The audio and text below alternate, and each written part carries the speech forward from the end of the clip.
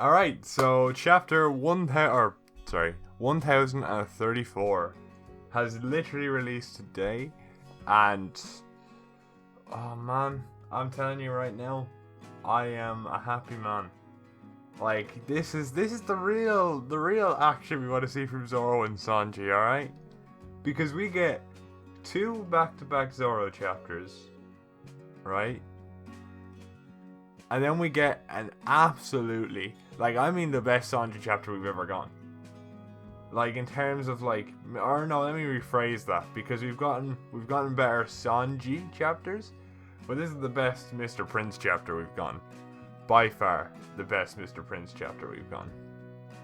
Like, if we're talking about his, all that, because Whole Cake had some amazing Sanji moments, with, like, the breakdown and the conflict and stuff, and this is just building on that.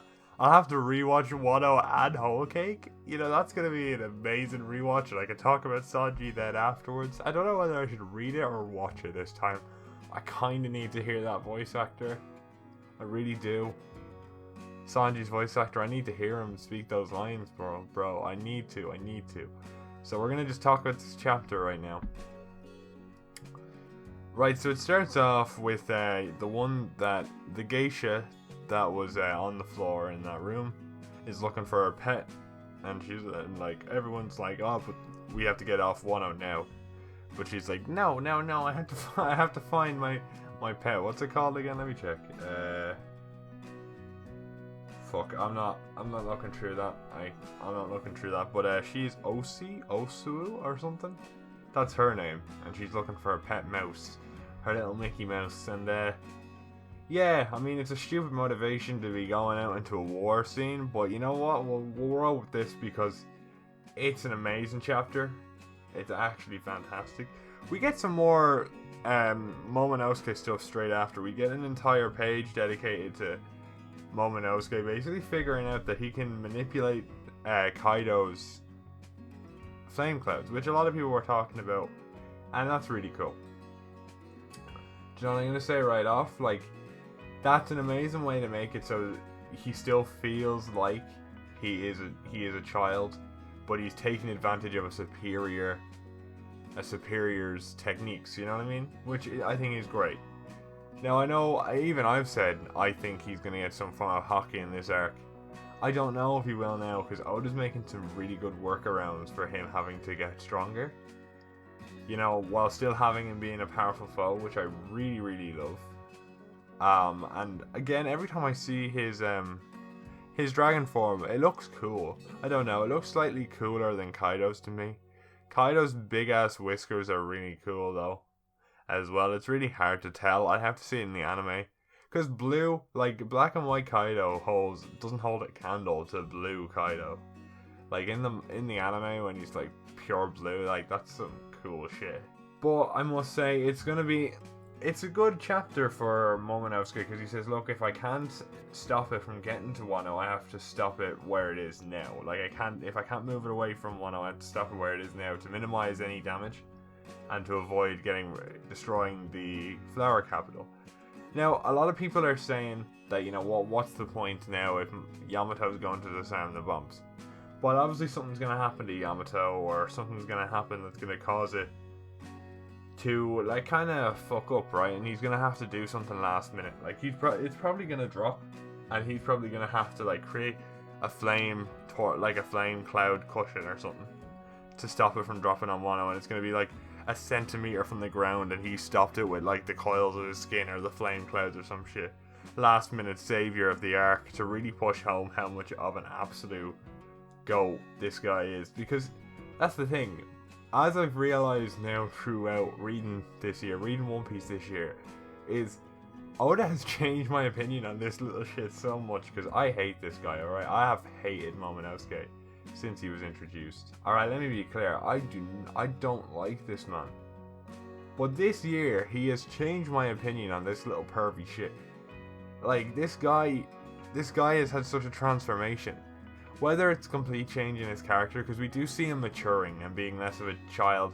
See, but it's weird because it's kind of his perviness and his kind of grossness is more shown in teenagers than I would say children, because children at the age of 8 don't really know a lot about it.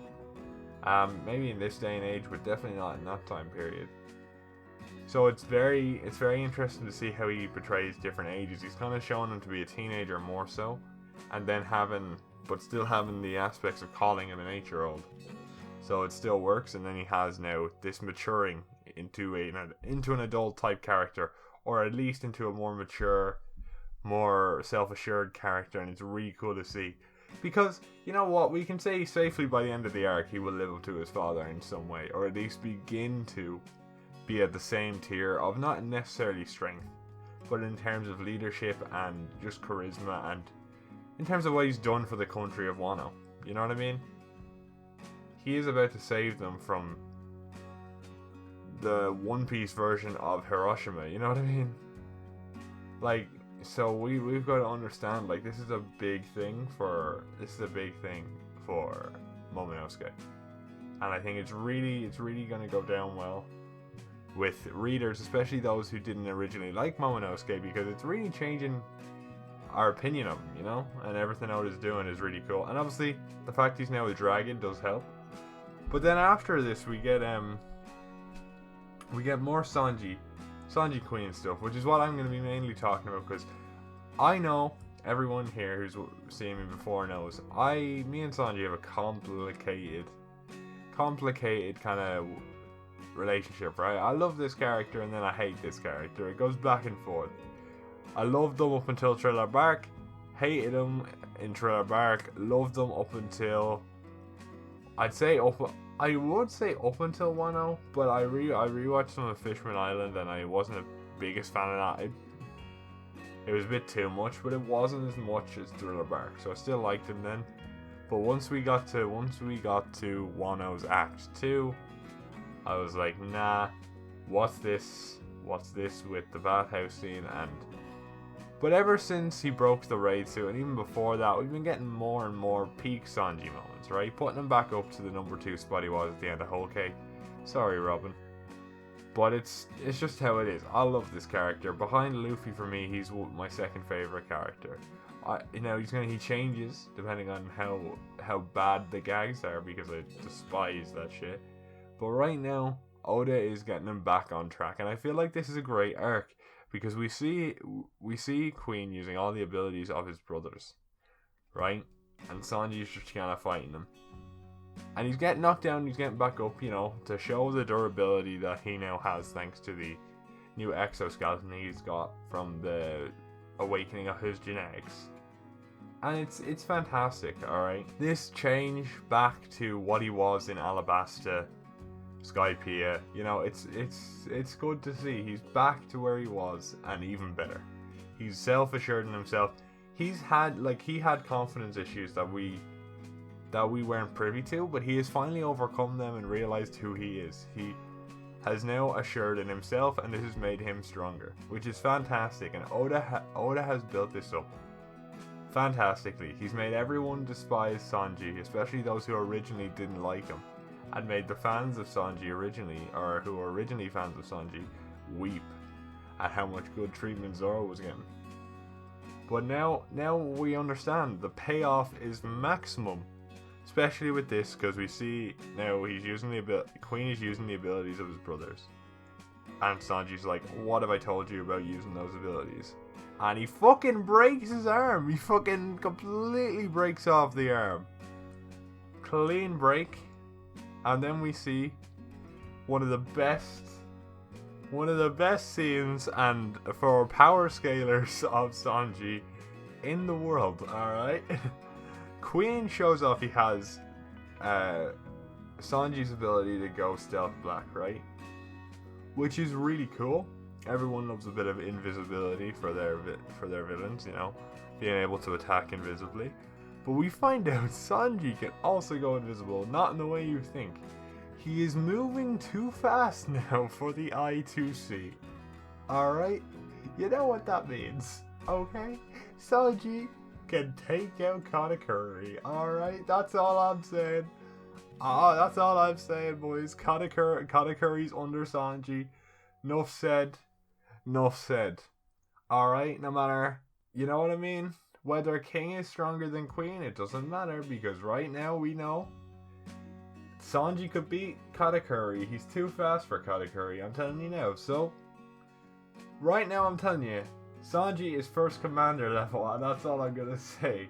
Now Zoro is now like on the same level as Luffy, so we're getting to a point where you can basically say you've got the two captains, and then Sanji as like a first commander, which is crazy because that would mean, well, I guess Jinbei's the second commander then, right?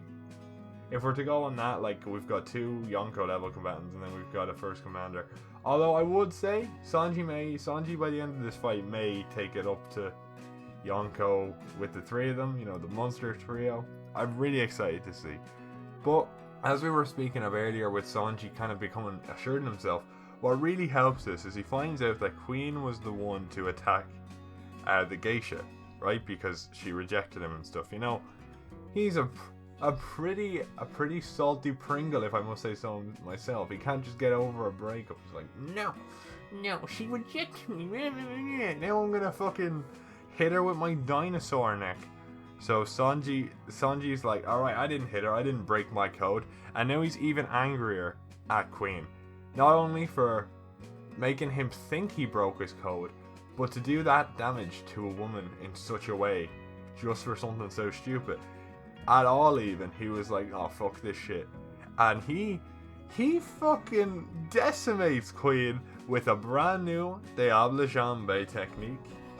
A lovely combo, actually. We got a combo technique here, boys. It's Ifrit a Jambe, right? But he does a nice combo, right? He starts off with that, and then he goes Collier to do that. He does a Collier, and then he fucking spins him around like a Beyblade, spins his feet around like a Beyblade, kicks him up in the air, and fucking batters him with a Biafuta Burst attack, which is fantastic. If you've seen the coloring for this, it's oh my god. I've never been so aroused in my life. Alright. That was peak shit. Oh man. This was so good to see. I am telling you right now, I was rereading the first 3 or 4 chapters of the year, and we're eating for the entire year in the anime, let alone the manga. The manga next year is probably going to be great as well. We can almost assuredly say it's going to be great because it's the end of an arc and that's going to build up to the next one. But the anime, has a lot to do now. We've got so much shit, and we're going to get the year of the right hands. The year of the right hands. That's all I'm saying. Do you just call it the year of the hands? I don't know, man. I just call them both the right hands because it's easier to say, but I realized Zoro's the right hand, he's the left hand, but it's just easier for this sentence. It's the year of the right hands, bro. We're getting so much good shit, and this is the true rivalry that matters between Zoro and Sanji. The chapter wins, right? We get one chapter where you're like, oh no, Zoro's the peak, and then you get another chapter where you're like, oh no, Sanji's the peak, and it's back and forth. That's the real Zoro versus Sanji I love. That's some good shit, bro. Oh my god, fantastic. This chapter, man. This chapter. Like, I'm telling you now, I want to do, off topic though, I do want to do a chapter ranking for this year. I don't know how I'm going to go about it, but I don't know what I'm going to say. I don't know what I'm going to say for that, because man, it's just been an S tier. You see, it's going to be, not everything can be S tier, because obviously we're going to have to compare from the best chapter of the year. I have to reread all the chapters and decide which one I prefer the most, which is going to be tough, man. Going to be tough, because we've got some amazing chapters this year. Oh my god, and some amazing art, by the way. I was just reading and look at some of them, and some amazing art. But this is one of them, man. The final panel for this, it's fantastic. It's a fantastic attack to see from Sanji. Such a destructive attack, which looks like to have some lightning properties. Some red lightning, for that matter. At least in the coloring it shows it's red lightning. So I don't know what that implies. Could it be some form of Conqueror's? No, I don't. I doubt it. I honestly, I know I talked about it a while ago, saying that Conqueror shouldn't be the way you have to compete in the top tiers. Like there are other ways to compete. I think the best way someone put it, I don't know if this was JD Legend or if it was it JD Legend? I think it was JD Legend who said, you know, conquerors put you in a tier of your own, but you don't need to be conquerors to be a top tier. It's like, for example, if you can't shoot a 3-shot, you could still be one of the greatest of all time in basketball, right? It's the same way. So that's how I feel. Sanji's upgrades will put him on a level similar to Zoro and Luffy, right? He's going to be on that level. You know, he's going to be in that tier. He's just not going to have conquerors. I feel like he's going to completely master the two abilities he has available. He's not going to need conquerors because of the extra tough skin and all the other stuff. He is going to be able to compete without conquerors, and I feel like that's going to show how a master of Rio, for example, or a master of observations can still compete with conquerors, because we can't have it just being 13 people rule the world because they're fucking conquerors hockey users. Like, that ain't gonna fly, especially if Law doesn't have conquerors. So it's a very exciting thing to see. Now, I won't be mad if Sanji gets conquerors, because he does have the properties of a conqueror. He is royalty for one, but he has no drive to be the king, right? He has no kingly ambitions. Unless what I was thinking was they can say, you know, his ambition to find the All Blue is enough, but I don't think that's not a kingly ambition. That's like a adventurous ambition, you know what I mean? Although we could actually find out, you know, his want to protect his captain and his want to protect Nami and Robin might be enough. That might be enough of ambition to consider it a kingly ambition. So I don't know. If Katakuri can have Conqueror's Hockey because he wants to protect something, maybe Sanji can too. It's a very tough discussion to have, but I am very willing to talk about this because it was an amazing chapter. And we're not gonna talk about the super speed because I talked a bit about power scaling, but I'm not going to get too much into it. It was a fantastic chapter. Love the buffs for Sanji. Absolutely amazing. Absolutely fan-dabby-tastic. Fucking loved it. Oda, every single chapter you do better. Like, how is this possible? How, man? This guy... There's no one like him. There's no one like Oda, right? There's no one like this man. Okay? People always have said recently, because One Piece, I think, passed 24 years recently, and I've seen Oda is over Shakespeare, and let's agree here, he is the real author of our time, a real, best author of our time. Best. Like, nothing can compete with this man. This man makes some top tier characters, some lovely art. You know, he's got it all. Lovely world building, lovely story. I wouldn't say funny gags, but some of them are funny. It's the gags, I have to say, your comedy's a bit hit and miss out of it, but you know, you got everything else top tier. Now that's just me. I don't have a Japanese palate for comedy. There are different styles of comedy for me personally, so I understand. So I'm not gonna put that against anyone, but I'm just saying. But no, definitely we could say best author of our time by far. Shakespeare can just take the L and leave the crown there. I mean, I don't think Shakespeare deserved the crown in the first place, but that's just me. You know, I got real excited this chapter. I've got to say, I got real excited. I love this chapter. I've loved this year of One Piece. This has been an amazing experience for me, just talking about it. I love talking about One Piece this year. It's been an amazing thing for me every single Friday. Even on the break weeks. I would record other stuff on the break weeks, but I wouldn't do One Piece stuff. But, like, it's been amazing. It's been an amazing experience this past year. You know what I mean? I started doing chapter reviews midway through the year. I think it was chapter 1013, and it's just been amazing. And I think we've got one more chapter before the end of the year. So again, I don't know if anyone watches this. I see people I see people watch it, but I don't see comments, which is fine. I'm not giving out or anything. I'm just saying, I wanted to say, like, thanks, you know, for anyone who does watch it. I've really enjoyed just talking and giving my opinions on it, because I've really enjoyed doing this. It's been a pleasure to do this, you know what I mean? It's been something I get really excited for every single week. And I know I missed a few because I was up in Donegal or somewhere else or whatever. But it's been a pleasure reviewing this. And hopefully I do get around to doing that tier list for the chapters of the year. But I'm going to have to reread all the chapters. It may come out a bit after Christmas, I will say, probably January, maybe the week of my birthday, you know, January 8th. We get that's the birthday video. We may even try.